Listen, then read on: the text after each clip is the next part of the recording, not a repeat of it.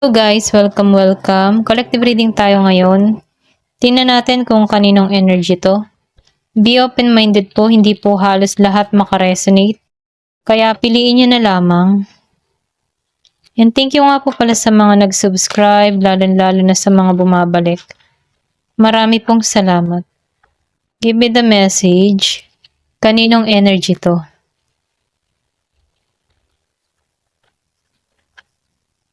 Give me the message. Kaninong energy to?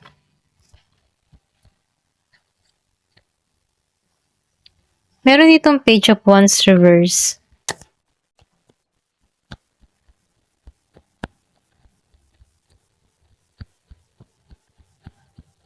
Give me the message. Kaninong energy to?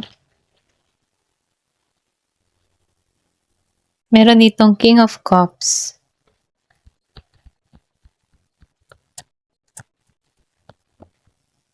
Meron ako nakikita dito na tao na mabuti, okay? Kumbaga nakikitaan ko dito na marunong tong makaunawa sa sitwasyon. So, nakikitaan ko rin dito yung bang tipo, siya yung tipo ng tao na di bali nang siya yung masaktan, wag lang siyang makapanakit ng kapwa. Ganun, okay? Pero ganun pa man, itong tao nito may pagka-sensitive.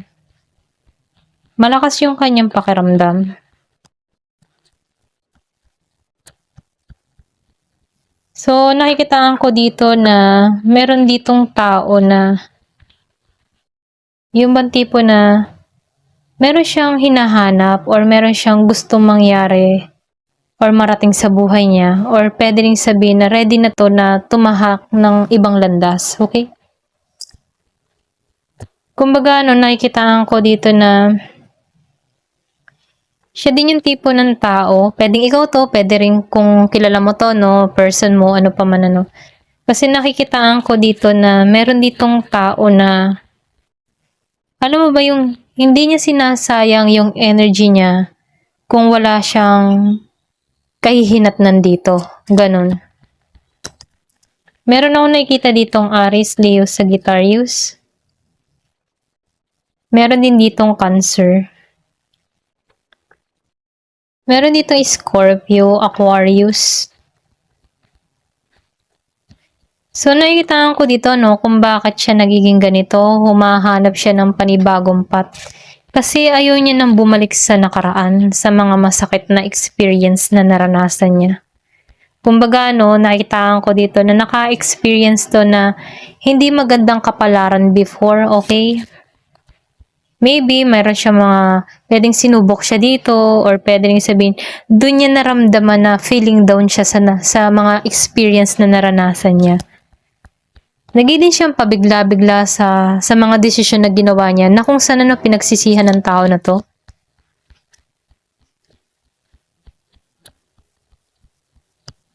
Kumbaga, nakikitaan ko dito, meron tong pagmamadaling ginawa before, okay? Naging siyang pabigla-bigla, hindi niya pinag-isipan yung magiging resulta or yung kahantungan nung kanyang mga ginawa dito.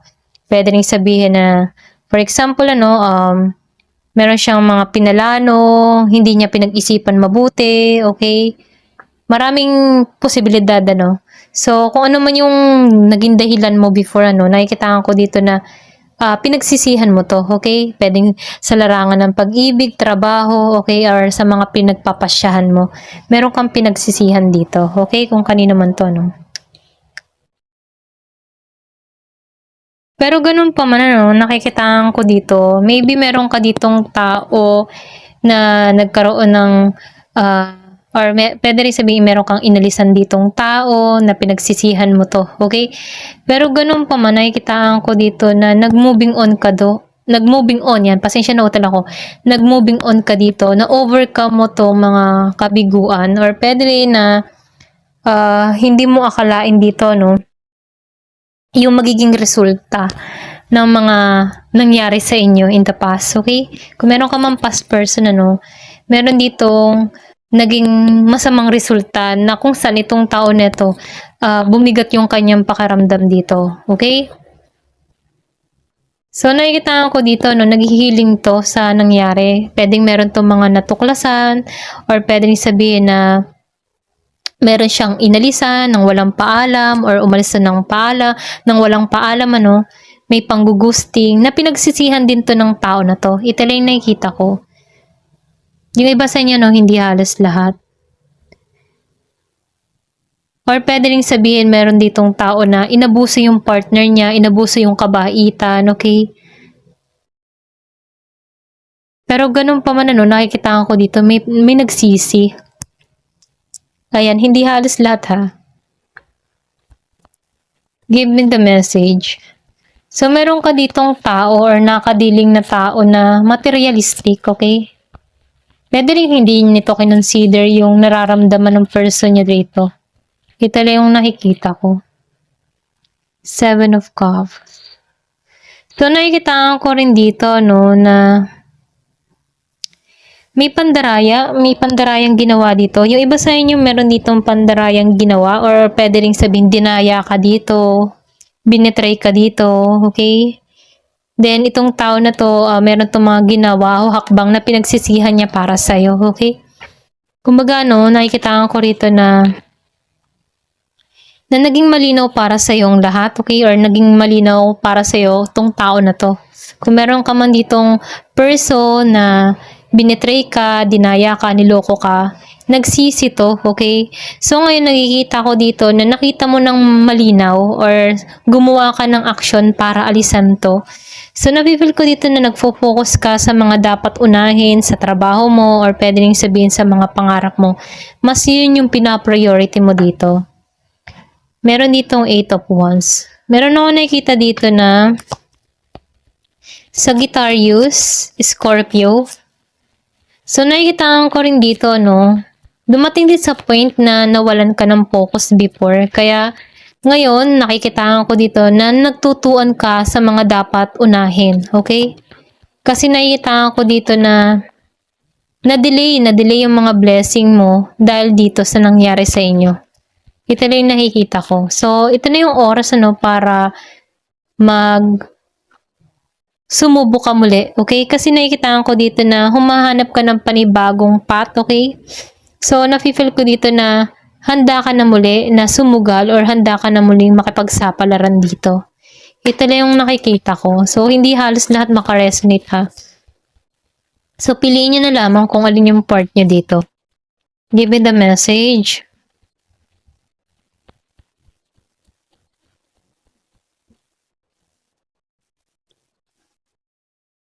So, na-miss mo nga yung opportunity, yung kasasabi ko lang kanina na lumabas ang Knight of Swords reverse.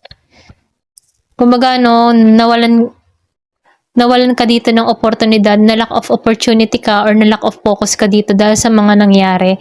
Kasi sa betrayal na nangyari sa'yo, pati yung emotion mo na apektuhan, hanggang sa mayroong mga oportunidad na dumarating sa'yo, pwedeng trabaho, na hindi mo ito napagtuunan ng pansin. Ito lang yung nakikita ko, no. So, nakikita ko rin dito, no, meron ditong Gemini. Meron din ako nakikita ditong Aquarius. So, nakikita ko dito na meron ditong tao or tutungo sa'yo, okay? Meron ditong makikipag-ayos or pwede rin linisin nito yung mga nagawa niyang kasalanan sa'yo. Ito yung mga plano niya dito. Meron ka ditong mga nahuli or meron ka ditong nakita na kung saan, ano, itong tao nito, gusto niyang ayusin, gusto niyang linisin yung pangalan niya sa'yo, gusto niyang makipag-usap sa'yo, no? Gusto nitong i-confess lahat-lahat. So, nafe-feel ko dito, meron dito magtatapat ng kanyang saloobin or magtatapat sa kanyang sarili dito. Kung meron ka mang nahuli dito, no? Nakikita ko dito, meron ditong tutungo sa'yo. Nahuli mo to eh, ito rin nafe-feel ko. So, nakikita ko rin dito, no, itong tao mo.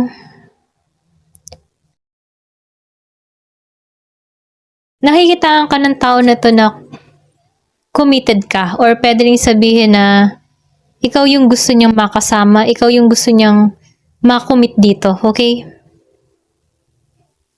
So, nakikita ka ng tao na ito ng espesyal. Or pwede rin sabihin, ano, kaya ganun kanya tingnan, ano, kasi na-achieve mo na yung mga pangarap mo sa panahon ngayon, ano. Kumbaga, no, marami kang mga pagsubok na hinarap or pwede rin sabihin, meron kang mga tinarabaho dito kung bakit nagiging maganda yung ayon ng kabuhayan mo dito. Ito lang yung nakikita ko. Kasi dito, marami kang napalampas na oportunidad before, ano. Pero dahil nawala ka dahil sa mga experience na naranasan mo kung sa larangan to ng pag-ibig, ano. Kasi nakikita ko dito merong nahuli at merong nag-betray. So nakikita ko dito, imbes na mag-focus ka sa mga pain na naramdaman mo or pwede rin sabihin meron ka nalampasan na opportunity dahil sa panahon yung naghihirap ka sa sitwasyon. So nakikita ko dito na humanap ka ng panibagong path. At nakikita ko rin dito, nag-focus ka sa mga ginagawa mo, okay? So, meron dito nagiging maayos or pwede rin dito kapatungo, no? Meron kang mga tinatrabaho or pwede rin sabihin, nag-uumpisa ka na muli na mangarap sa buhay mo, nag-uumpisa ka na muling sumugal para sa sarili mong kaligayahan, mga pangarap, okay? So, nakikita ko dito, no, na meron ditong i-bless. Give me the message. Ano pa yung mensahe?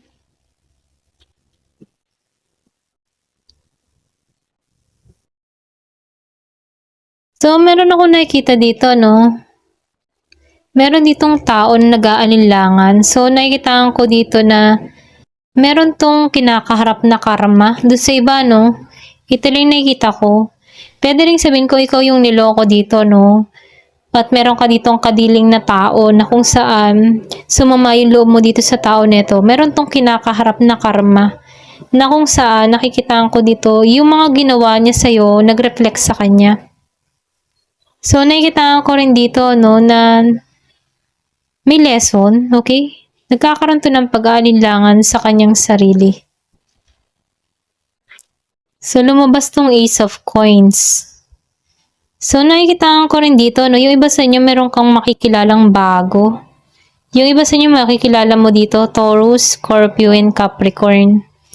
Kasi nakikita ko dito, na tinanggalan mo to, meron ka ditong tinanggalan na tao, okay?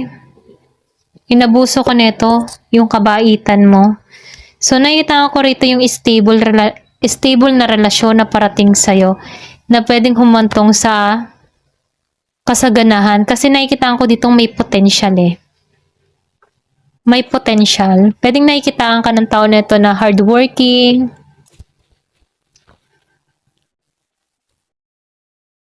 Okay. So, ang nakikita ko dito, no, ikaw nakatuon ka talaga sa kabuhayan mo. Naalisan mo tong mga pain na naramdaman mo before, okay? Na let go mo to. Ready ka na, or sabihin natin, nag-healing ka na dito. Meron kang tao or meron kang nakadiling in the past na hindi naging tapat sa'yo. Kumbaga, no, itong tao na to, ungrounded. Yung bang tipo na welcome ang lahat na makausap siya, palagi siyang available, ganyan. Pero dahil natuklasan mo to at nalaman mo to, yung kalokohan na ginagawa ng kapartner mo dito, nakikita ko dito na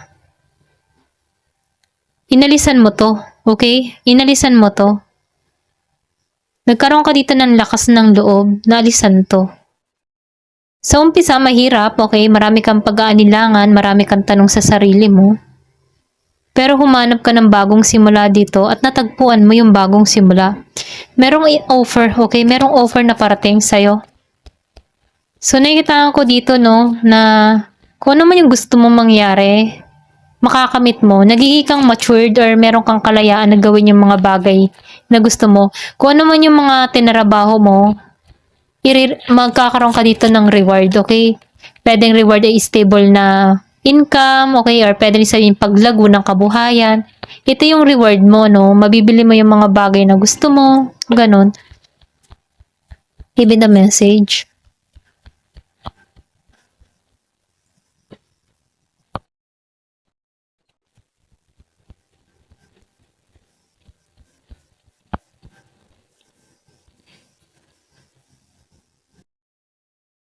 So, nakikita ko dito, no, na-disappoint ka dito sa tao mo before, okay?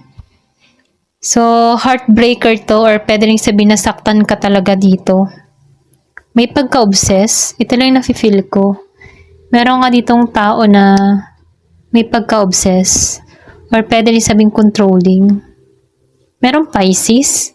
Ito lang yung nakikita ko pero ganun pa man naalisan mo to. Yung iba sa inyo naalisan mo to. Tinanggalan mo na to. Pinalaya mo yung sarili mo sa sitwasyon. So, meron ditong tao na kumakaharap sa karma niya. Okay? Ayan, ito lang yung nakikita ko. So, kanina, piliin nyo na lamang kung anong energy nyo dyan, ano. Ito lang yung nakikita ko dito. Merong Libra, Taurus, Virgo, and Scorpio. Meron din dito na Pisces, Aries, Aquarius, Capricorn, Cancer, Leo, and Sagittarius, Libra. Ayun yung nakikita ko. Ayan, thank you for watching. Love and peace.